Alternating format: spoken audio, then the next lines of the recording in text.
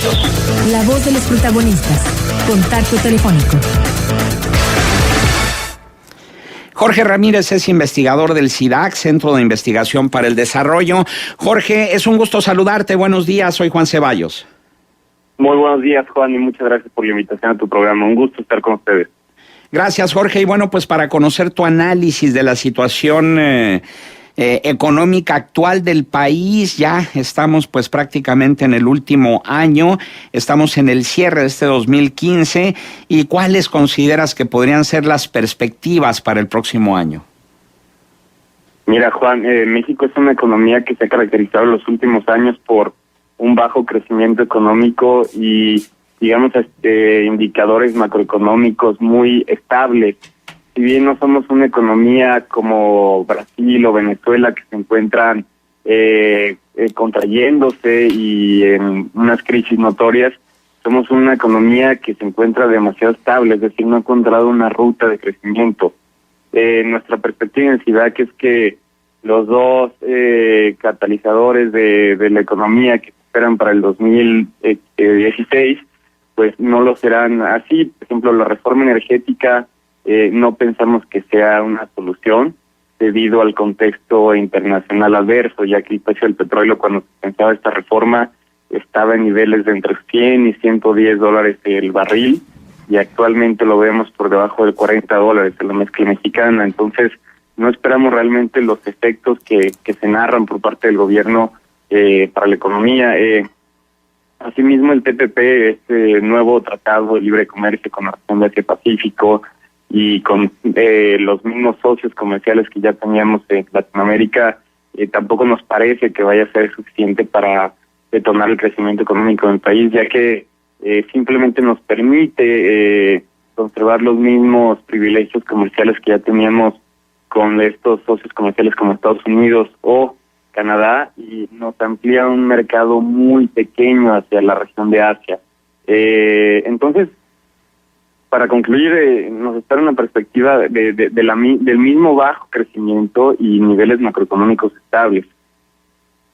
Jorge, sin duda un panorama ominoso, crítico en la cuestión macroeconómica y sobre todo el hecho de que el año próximo se espera que sea peor que el actual todavía, si es que puede empeorar la situación.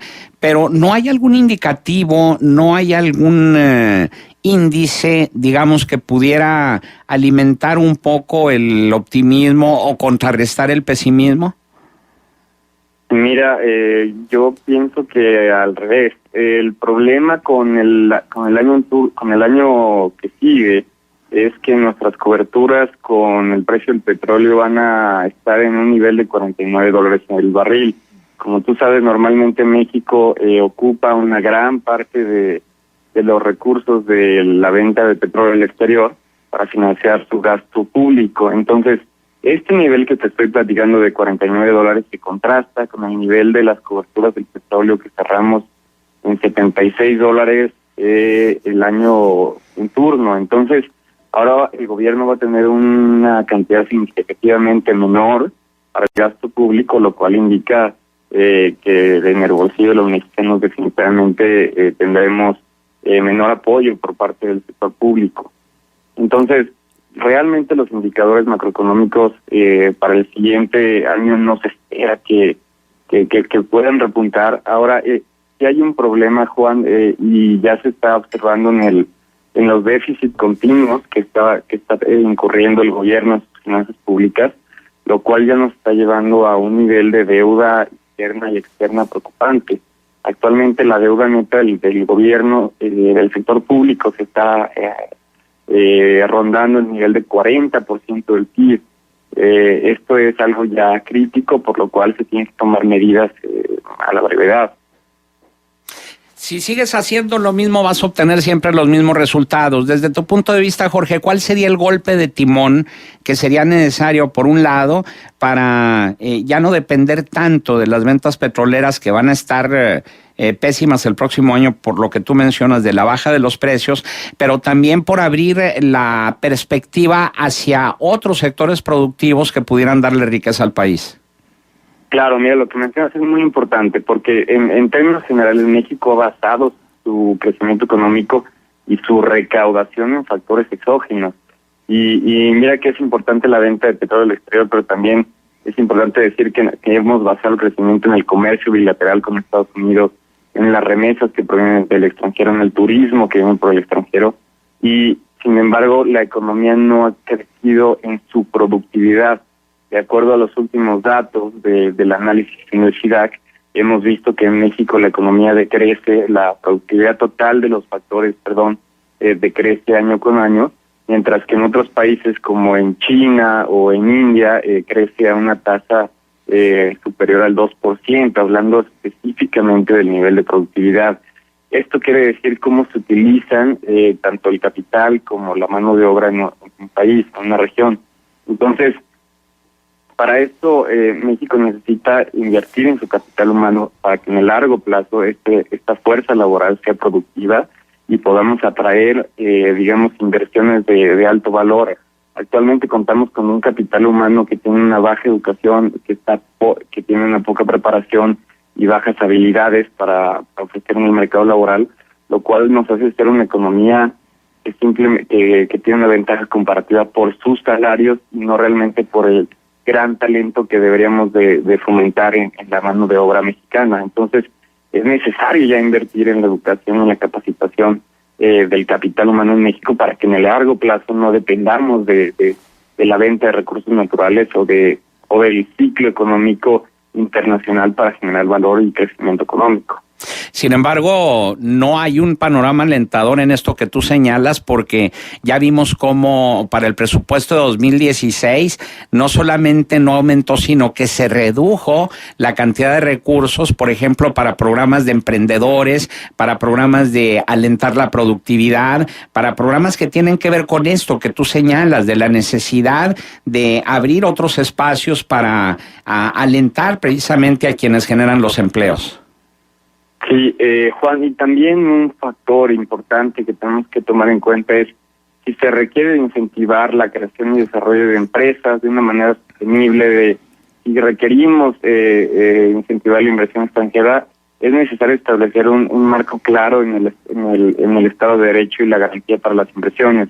Actualmente hemos visto cómo se han removido licitaciones, inclusive ya después de ser otorgado, y esto es una señal al mercado internacional de poca certidumbre en la inversión en México. Además de que los altos niveles de seguridad también tienen un efecto sobre la economía y sobre la creación y desarrollo de empresas. Entonces, también es conveniente en el 2016 partir de los problemas básicos. No tenemos actualmente condiciones de seguridad ni de garantía al Estado de Derecho en el país. Entonces, es necesario primero resolver estas dos garantes para que pensemos en detonar el crecimiento económico en el país. Ahora, también ha habido oídos sordos por parte del gobierno federal a las súplicas, los reclamos, las exigencias de diversos organismos empresariales, de organismos cívicos y sociales, de analistas financieros y económicos, en el sentido de este golpe de timón que tiene que ver con cambios drásticos en el sistema fiscal que tenemos en este país, con el hecho de volver a la formalidad a muchos de los comerciantes informales que, si bien han regresado muchos de ellos, pues no es suficiente la cantidad y sobre todo de los incentivos que requieren para producir. ¿A qué atribuyes tú estos oídos sordos, Jorge? Mira, el problema en México y Latinoamérica de la informalidad no es cosa menor. Actualmente tenemos a la mayoría de nuestra fuerza laboral participando en este sector, en la informalidad. ¿Por qué? Y hay que entender que el gobierno o el sector público en general genera altos costos de entrada hacia la formalidad. Esto viene de dos caminos, desde los costos que tú incurres en cuanto al tiempo y el dinero para la creación de tu empresa, los trámites, la alta burocracia que se requiere para realmente permanecer en el sector formal, y dos, debido a la alta carga de impuestos que se ejerce una vez que se tienen que participar en este sector. Entonces, lo que hemos encontrado en las últimas investigaciones del SIDAC es que si bien se ha apoyado la creación de empresas, por ciertos préstamos a los emprendedores, no es suficiente con el primer paso. Se tiene que apoyar de manera importante con incentivos y apoyos fiscales a las empresas en la primera parte de su creación, en los primeros años, ya que es crítico que actualmente en promedio las empresas mexicanas que se crean en un principio simplemente duran alrededor de un año. Entonces sí se requiere un mayor apoyo a lo largo de la primera parte de su ciclo de vida. Lo que hemos visto que funciona en Latinoamérica son justamente estos apoyos para no forzar la entrada a la formalidad, sino incentivarlo a través de apoyos fiscales, capacitación, todo tipo de incentivos para que las empresas les convenga participar de manera formal en la economía y no sea al revés, sino que hemos visto que la coercitividad y una mayor creación de leyes para que las economías se vuelvan formales no es realmente útil, sino que lo que necesita es el sector público formar los incentivos para que las empresas se vuelvan formales. Por otra parte, también, Jorge, está esto de las promesas incumplidas del presidente Enrique Peña Nieto en cuanto a las elevadas expectativas que él mismo alimentó en torno a las diversas reformas, la energética, la laboral, incluso la misma fiscal, que pues simple y sencillamente no se han cumplido. ¿Deberemos seguirle apostando los mexicanos a estas promesas del gobierno o habrá que romper el paradigma y darle por otro lado donde no tengamos que depender propiamente del gobierno? No, Juan, definitivamente tenemos que diversificar la estrategia. Como te platicaba hace un momento, en el contexto en cuando se firmó la reforma energética, tenemos un nivel de precio del barril entre 100 y 110 dólares. Actualmente la mezcla mexicana del petróleo no rebasa los 40 dólares. No podemos esperar el mismo crecimiento económico, inversión ni creación de empleos simplemente por la reforma energética. Además, en la cuestión fiscal, sí necesitamos definitivamente una nueva estrategia, ya que actualmente en los últimos años, Juan, hemos crecido el déficit a un nivel de 3% anual. ¿Qué quiere decir esto? Los egresos, el gasto del gobierno anualmente en promedio excede un nivel del 3%, y es por eso que la deuda neta actualmente ya ronda el nivel del 40% del PIB. Entonces, el panorama fiscal también necesita una nueva estrategia para atender esta problemática. Y también, inclusive en lo que comentabas de la reforma laboral, actualmente todavía vemos rigidez y una falta de eficiencia en la resolución de los conflictos obrero-patronales. De hecho, el mismo Tratado de Transpacífico nos obligará a establecer una nueva regulación en materia de las juntas de conciliación y arbitraje para hacer una mayor eficiencia y manejo en este tipo de juicios obrero-patronales. Entonces, nos queda todavía mucho camino para recorrer en este aspecto que mencionas, no solamente en fiscal, en la reforma energética, en la reforma laboral. Aún hay mucho que hacer y pensar en una diversificación de la estrategia. Y otro factor también no menos importante es el hecho de que México es uno de los países con la relación más baja de impuestos recaudados con respecto al tamaño de su economía, con el 10.5% del Producto Interno Bruto. Y bueno, esta elusión o evasión fiscal tiene mucho que ver con el hecho de la informalidad, pero también con el hecho de la mentalidad de muchos mexicanos que dice, ¿para qué pago impuestos si se van en corrupción o si su gasto no es eficiente, o si la pobreza se sigue incrementando, o si no hay apoyo para la productividad? En fin, una serie de factores que hacen que los mexicanos, muchos de los mexicanos no paguen impuestos, por lo tanto no se genera riqueza. Desde tu punto de vista, Jorge, ¿cómo romper ese círculo vicioso?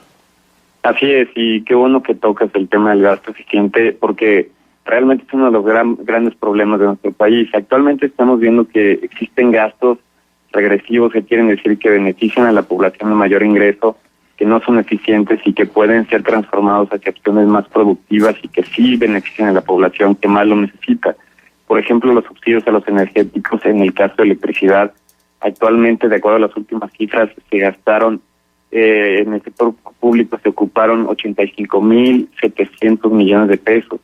Esto en el 2013 y fue mayor al gasto del gobierno en el Seguro Popular, por ejemplo.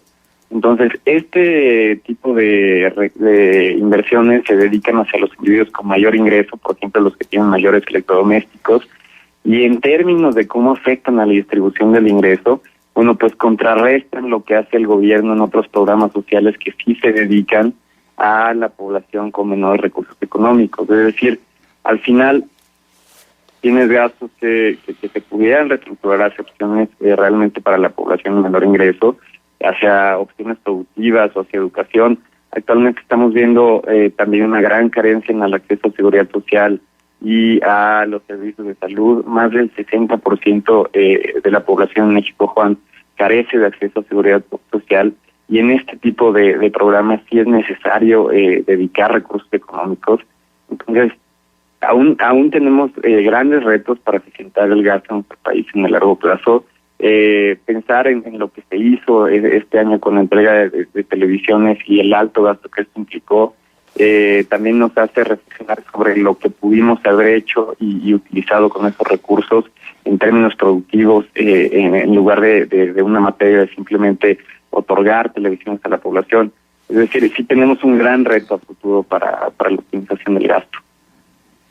Bien, y finalmente, Jorge, ¿cuál sería tu recomendación, ya no tanto ni al gobierno ni a los empresarios, sino al ciudadano de a pie, al empleado, al profesionista, al asalariado, ante esta crítica situación económica que se vive en el país y las ominosas perspectivas para el próximo año? ¿Qué le recomendarías al ciudadano?